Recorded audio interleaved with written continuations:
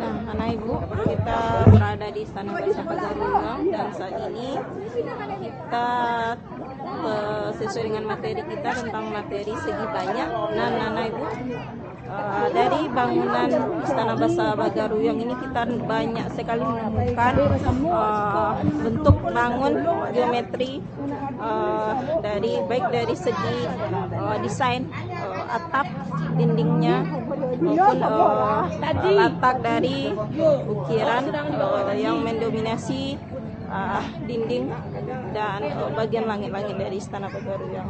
Nah, ibu nampak di sini berbagai ukiran ciri khas Minangkabau yang dapat Anda temui di Istana Bahasa Pagaruiang ini ya.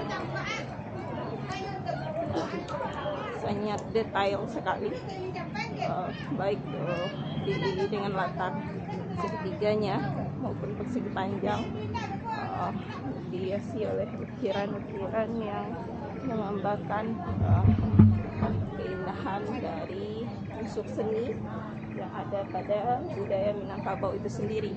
Nah, ibu nampak di bagian atas itu ukirannya ya seperti kayak layang-layang ya, geometri seperti layang-layang. Nah, itu ada juga berbentuk persegi maupun segitiga. Jadi banyak sekali dan sangat indah sekali kalau anak ibu perhatikan desain dari ukiran yang menghiasi dinding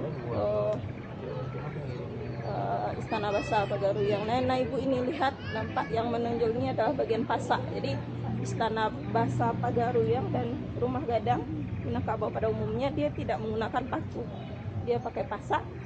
Dan nampak di bagian tonggak itu ya dilandasi dengan batu untuk tempat berdirinya tiang. Jadi seandainya ada gempa, Rumah Gadang ini juga ikut bergerak karena dia tidak terpasang ke tanah. Jadi Rumah Gadang ini sangat anti gempa sekali, sesuai dengan rumah bangunan anti gempa. Dan anak ibu dapat lihat desain dan berbagai bentuk ukiran dari arsitektur desain dinding Rumah Gadang Istana Bahasa Pagaruiang. Ya, anak ibu.